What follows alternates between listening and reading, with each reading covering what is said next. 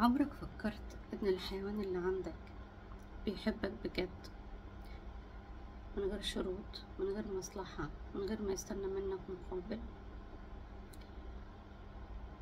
الحيوان بيحبك زي ما انت، حتى لو مشغول، حتى لو مش بتتكلم معاه، حتى لو يومك صعب ومش قادر تضحك.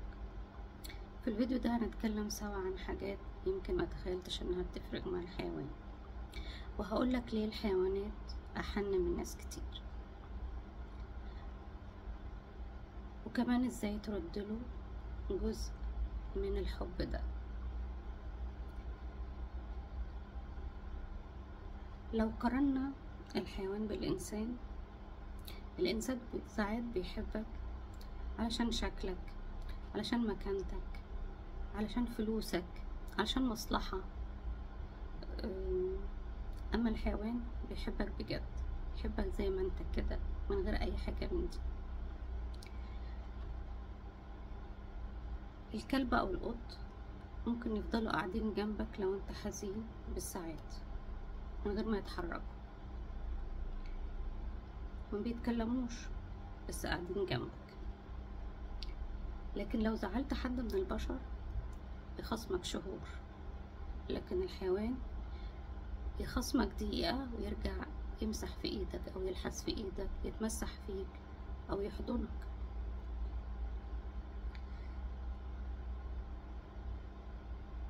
الحيوانات فعلا فيها وفاء نادر مش موجود في الانسان، واللي جربه مع الحيوان عمره ما هينساه.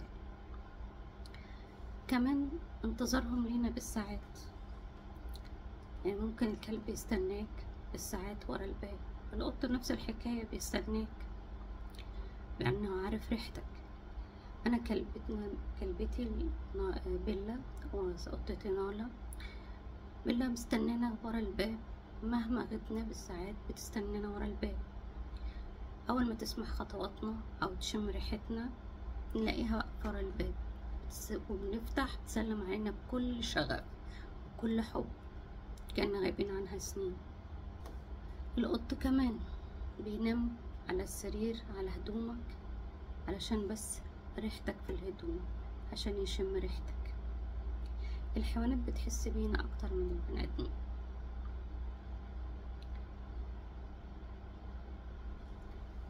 عمرك فكرت ازاي ترد له جزء من الحب ده؟ وحاجات بسيطة، يعني مش حاجات كتير اللي انت هتعملها ولا هتتعب ولا حاجة، بس الاكل في ميعاده، انك تحافظ على نظافته، تقصر ضوافره. القطة مثلا تنظف لها الرملة كل يوم، كذا مرة في اليوم طبعا مش مرة واحدة. نظافتهم الشخصية، مثلا لو القط هو عادة القط ما بيستحماش إلا لو لزم الأمر، لكن الكلب عادي تحميه. تسرح له، تمشط له شعره الكلب أو القط علشان الشعر اللي بينزل منهم. تقدم له الأكل اللي هو بيحبه، وبرضه اللي هو صحي ليه، لأن ده مهم جدا لصحتهم طبعا، لأن مش كل الأكل اللي بناكله ينفع ليهم زي ما قلت قبل كده في فيديوهات. نضف كمان مكان نوم. طبعا مش هكلمك عن الحب والحنان، المفروض ده بيبقى تلقائي، يعني انت لازم تحب، يعني مش بتحبه هتجيبه ليه او بتتربيه ليه؟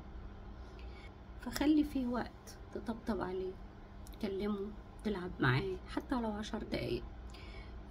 ممكن تلعب معاه مثلا بكرة او بريشة، عصاية فيها ريشة، اي حاجة بتتحرك تخليه هو يتحرك وهو سعيد.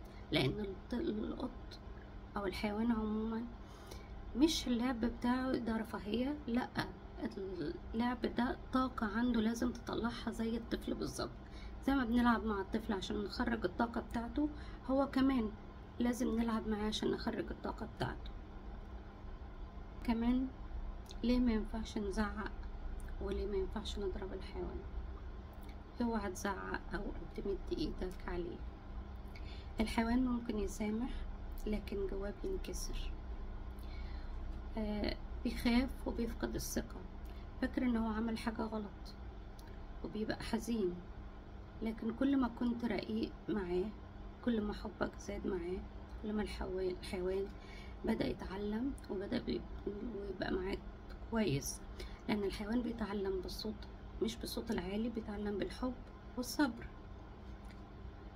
وياريت بدل ما نشتري نتبنى، لأن في حيوانات في الشارع مش أقل خالص شكل ولا حب من الحيوانات اللي انت بتشتريها.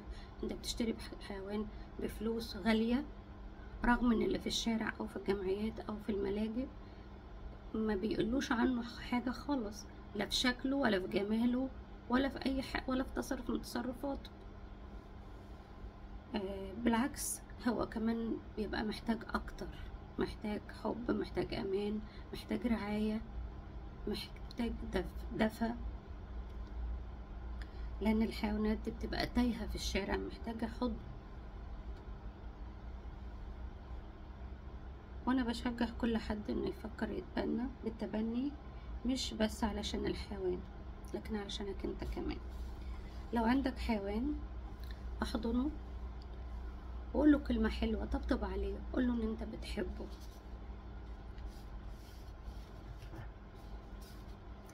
ولو ما عندكش وبس بتحب الحيوانات، شارك الفيديو ده، يمكن نوصل رسالة الرحمة لقلوب اكتر.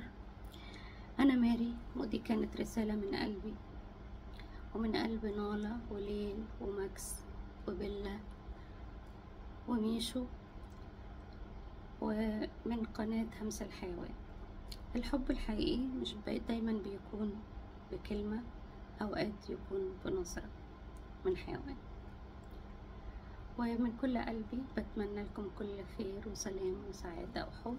وما تنسوش لايك وشير وتفعلوا زر الجرس، واستنوني فيديوهات تانية كتير. باي باي.